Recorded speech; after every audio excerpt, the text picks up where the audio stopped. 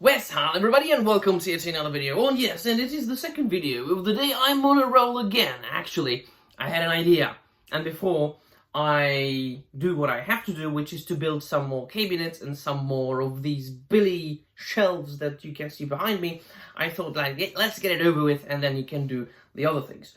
And so, I never make a video unless I have an idea for that video. I'm not that kind of a YouTube guy who just goes to the internet and actively searches every day for some content because I have to put something out because algorithm. No, I need to have an idea, and also my videos need to have something, you know, some sort of a deeper topic, something that makes you think, ideally, unless I do a review, in which case I just review a work of art. By the way, I had this idea right after I uploaded my today's review that I uploaded a couple of hours ago, which was the new Salem's Lot adaptation, which is right now on Max or HBO Max. It is an HBO original. Is it an original when it is an adaptation?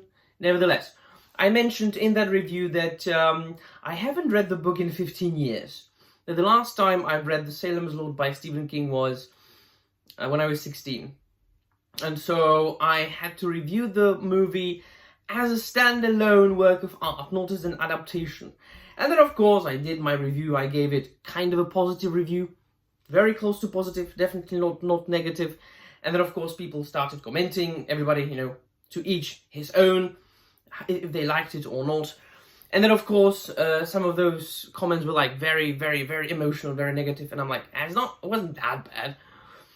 And then I've mentioned that a couple of times in my videos, but I thought that I could reiterate it and make it into a video of it on its own, which is very, very few things as far as the audio-visual medium, the films and TV shows out there. Very few things are either catastrophically bad or like The Godfather Citizen Kane level.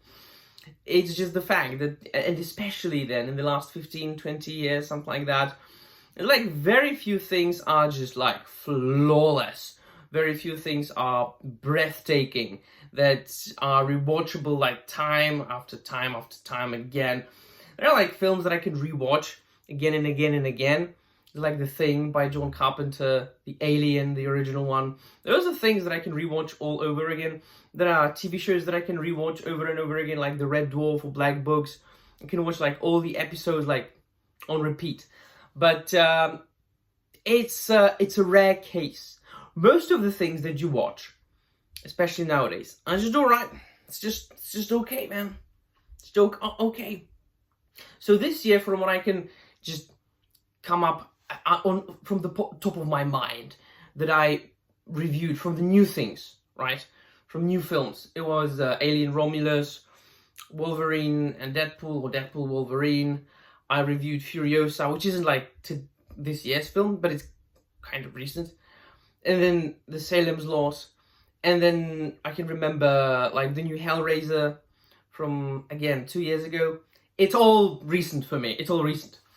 I'm a guy who loves like 70s, 80s films, you know? Everything that was made in the last 3 to 4 years is new. Then like a plethora of films. I actually do review a lot of things, books and comics and films on this channel. So if you're here only for like my Rings of Power reviews, you are missing out on a lot of good stuff. And most of these things, like the vast majority, were okay. Were watchable. Alien Romulus, I gave it a positive review. Was it the best thing since sliced bread? No, it wasn't. But it was good. I enjoyed it. Furiosa, was it the best thing since sliced bread? No. But was it watchable? Yeah, sure, why not? As far as TV shows go, I don't watch that many TV shows, but for example, I saw the first 2 episodes of The Penguin. It's good. It's very good. Is it the best thing since sliced bread? No, it is not. I've watched the Last of Us, the adaptation of the video game. Is it the best thing since sliced bread? No. Is it a complete disaster? No. It's watchable. So, then if you are a critic, and if you review films, either as a hobby, such as I do, or as a profession, like Gary Nedrotics and all the other big YouTubers do, your goal, your quote-unquote job, not mine, but as a hobbyist critic, it's really kind of my duty to do it as well. To focus on details, right? To point out the good and the bad, suggest what could have been done better, things like that. That's the, that's like the what critics should do. But like ordinary people who just watch the film and then just whatever, go for a drink, and then maybe watch those YouTubers. You don't have to do that. You don't have to think about those things deeply, like, you absolutely do not have to go to the smallest detail and dissect it. As if you were a doctor working at a morgue. Did you enjoy it? Kinda? Yeah, it's cool. Did it hurt when you were watching it?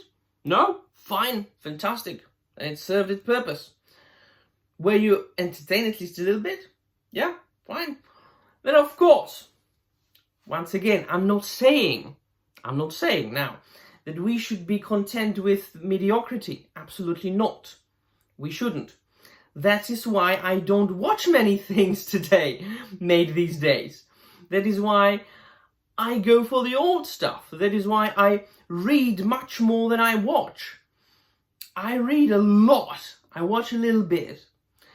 And as far as literature goes, I never go for the mediocre. I never go for the bad. If I realize that the book that I'm reading is either mediocre or bad, I stop reading and I move on.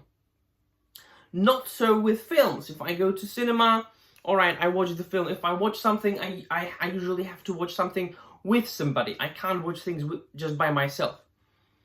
I don't know, it's just the way I am.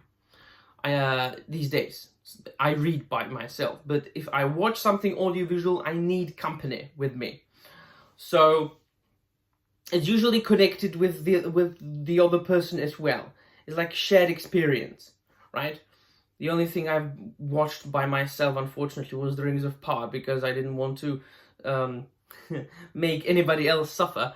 But the gist of the matter is that those big films and those big TV shows that most of them that you watch nowadays, they are made like for the big audiences, for the general audiences, for as many people as possible.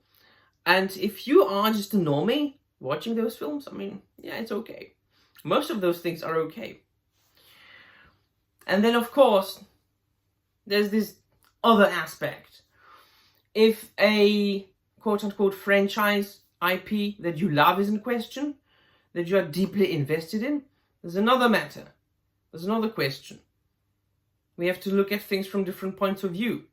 Say somebody is Lord of the Rings fan, Tolkien fan, watches The Rings of Power. That's an abhorrent abomination, right? But then again, I can see things from different points of view as well. I can be more objective than most people, I think. I am also a tremendously awesome, big Star Wars fan. Been that since I was 3 years old, when my dad rented The Return of the Jedi on VHS. I can say that Andor is alright. I can say that I watched the entire Andor. A little bit slower beginning, like the first third of the show, kind of slower, was okay, was watchable. I kinda enjoyed it. First season of The Mandalorian, before they exposed their true intentions. Good, yeah, sure, why not? Obi-Wan Kenobi. Bring me the flamer, brother. The heavy flamer on Obi-Wan Kenobi TV show. And so, yeah, the gist of the video is most of the things are just alright. But then again, I will not be content with mediocrity. But then again, I will not lie to you. I will not say that something is like absolute garbage when it isn't. I'll always be honest. So, rant and rambles over. Let me know in the comments down below what you think. That will be all. Thank you very much for watching, and I'm out of here.